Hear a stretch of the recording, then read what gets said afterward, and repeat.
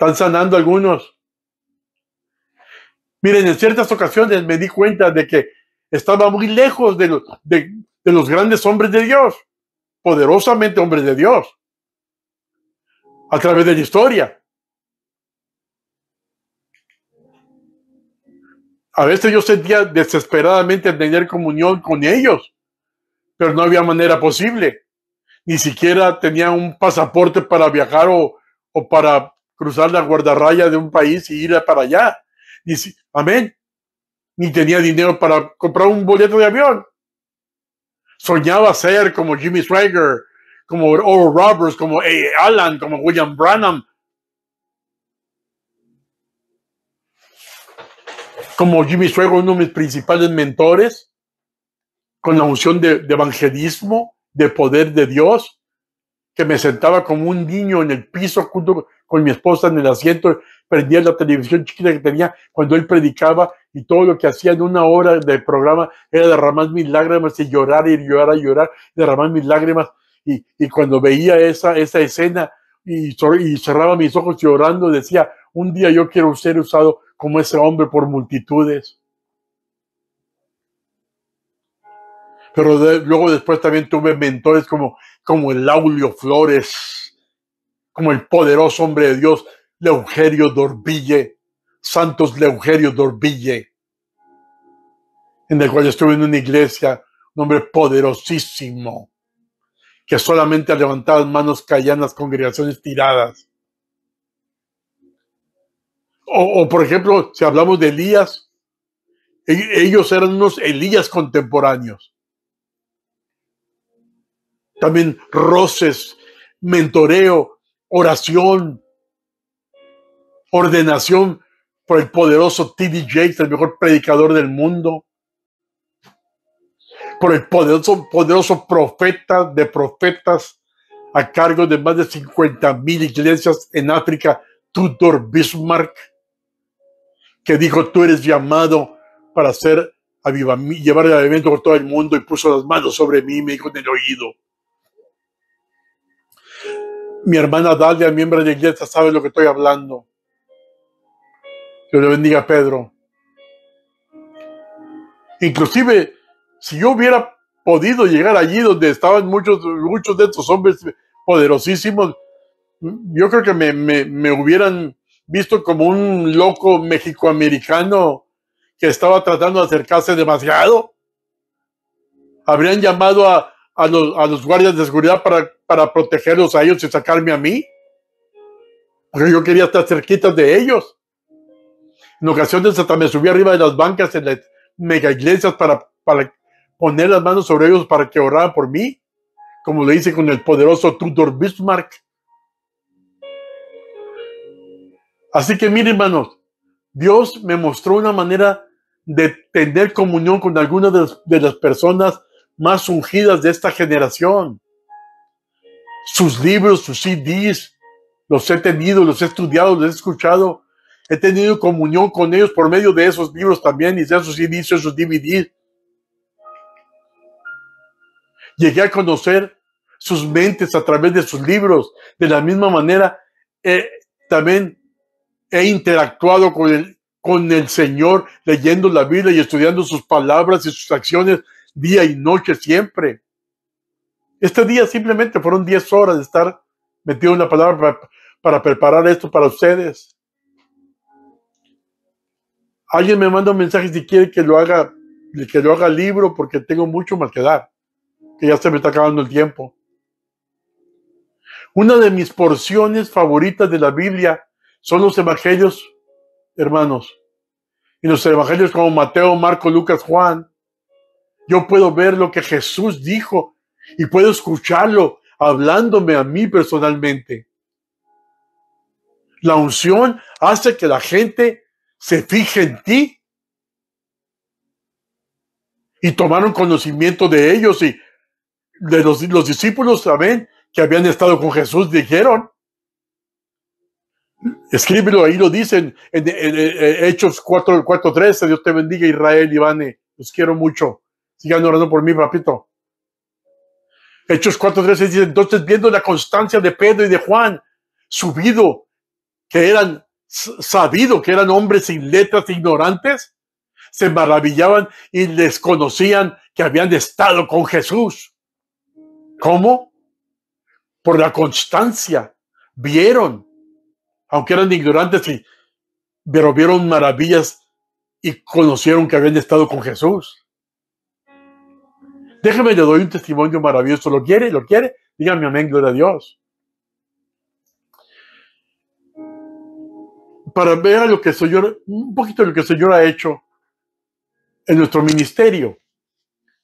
Allá por el año 1986, hubo un avivamiento poderoso del Señor en Celaya, Guanajuato, México, en el auditorio de la Feria Nacional.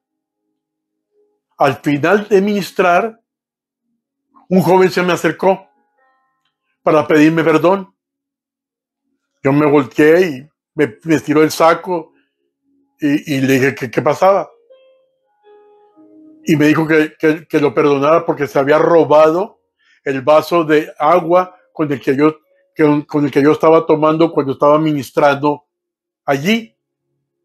Le dije, ¿por qué hiciste eso? Me dijo, se lo robé. Cuando usted se bajó del púlpito, yo corrí y le robé el vaso porque yo quiero la unción que usted tiene. Eso es tener hambre de unción. En cuarto lugar, hay que entender que hay dos tipos de receptores para la unción. Hay dos tipos de personas que pueden recibir la unción. Aquellos que están físicamente cerquitas y aquellos que están físicamente lejos. Mi hermano, mire, podemos ver algunas personas tienen la oportunidad de estar físicamente cerca de la vasija que Dios ha escogido para impartir la unción. Yo bendigo a todos que se acercan a su servidor humildemente, que no soy nadie. Pero si pensamos en los apóstoles como Pedro, Santiago, Juan, ellos estuvieron cerca, bien cerquitas de Jesús siempre. Lo tocaron, lo abrazaron, hasta comieron con él, cenaron con él, caminaron con él, platicaban con él. Ese fue su testimonio. Y ellos declararon firmemente lo que yo le estoy diciendo. ¿Me entiende? Declararon firmemente lo que yo le estoy diciendo. ¿Cuántos alaban al Señor? Alabado sea Dios para siempre. Discúlpeme. A su nombre. Amén. En el primer libro, la primera epístola de Juan, capítulo 1, versículo 1, dice, fíjense bien lo que dice Juan, dice, lo que era desde el principio, lo que hemos oído, lo que hemos visto, oído, visto, con nuestros ojos, lo que hemos mirado y palpado con nuestras manos, tocante al verbo de vida, hablando de Jesús. ¿Está entendiendo? O sea, ¿qué estaban diciendo? Les escribo y sabemos, y lo que les estoy hablando es porque lo hemos oído y lo hemos visto y hemos palpado. Lo hemos tocado. Desafortunadamente, el apóstol Pablo, por ejemplo, no tuvo la oportunidad de interactuar físicamente con Cristo como lo hicieron los otros apóstoles. Pablo era más o menos como yo. Tenía que depender, como nosotros, ¿no? Que tenía que depender de los libros. Él amaba sus libros. Es por eso que envió en cierto momento envió un mensaje a uno de sus discípulos urgentemente y le dijo, tráeme mis libros y mis pergaminos, porque estaba en la cárcel allí, estaba en una casa hospedado y lo tenían los guardias de seguridad, no era el señor romanos. Él tuvo que estudiar y tener comunión con el Señor y otros grandes hombres de Dios como Isaías a través de la palabra escrita en esos rollos de esos pergaminos. Le dijo en una ocasión a sus discípulos, dijo, el manto que dejé en Troas con Carpo, otro discípulo, cuando vengas, tráelo contigo. Y los libros, pero especialmente los pergaminos, le dijo. Escúchame bien. En 2 Timoteo, segunda epístola de Timoteo, segunda carta de Timoteo, capítulo 4, versículo 3, escríbelo. Dice así: trae, cuando vinieres, el capote que dejé en Troas en casa de Carpo, y los libros, pero luego dice, mayormente los pergaminos. ¿Los libros? Porque ya estaba escribiendo. Pero ¿por qué los pergaminos? Porque estudiaba también los pergaminos del Antiguo Testamento de Elías y los demás profetas de Dios.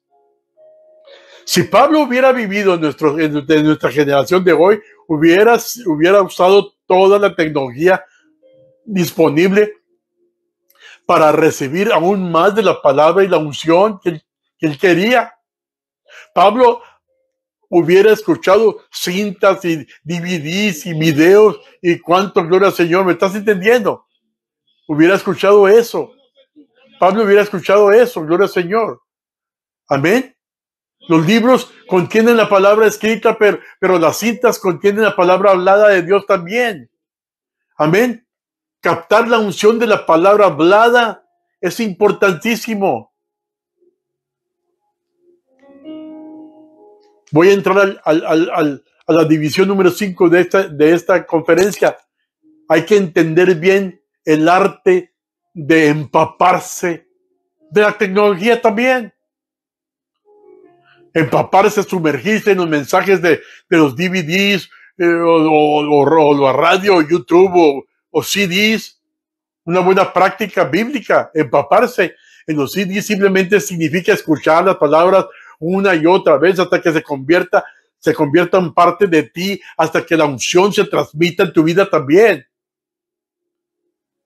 Cuando un CD está completamente empapado, tanto el contenido de la palabra como el contenido del Espíritu están embulléndose, o sea, te están llenando en tu espíritu también.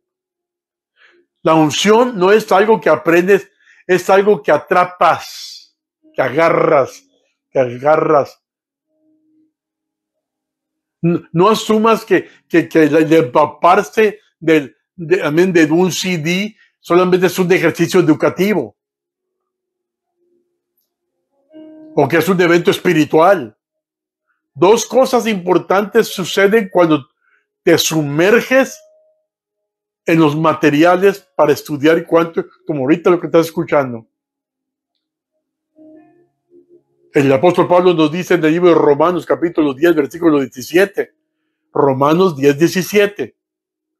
Luego por la fe, o sea, la fe viene por el oír y el oír por la palabra de Dios. O sea, por medio de la palabra, escuchándola, viene la fe. En segundo lugar, la unción es del Espíritu es a través de la palabra que escuchas, que lees, entra a ti. El Espíritu entra en una persona cuando recibe la palabra de Dios. Es por eso que muchas personas experimentan una transformación radical con solo escuchar un poderoso mensaje de la palabra de Dios. Así es como las personas son salvas cuando escuchan la predicación de la palabra de Dios. El Espíritu Santo entra en ellos a medida que avanza la predicación y nacen de nuevo por el Espíritu. La Biblia dice que nacemos del Espíritu. La unción. En el Evangelio según San Juan, capítulo 3, versículo 6, San Juan 3, 6, dice, lo que es nacido de carne, ¿qué?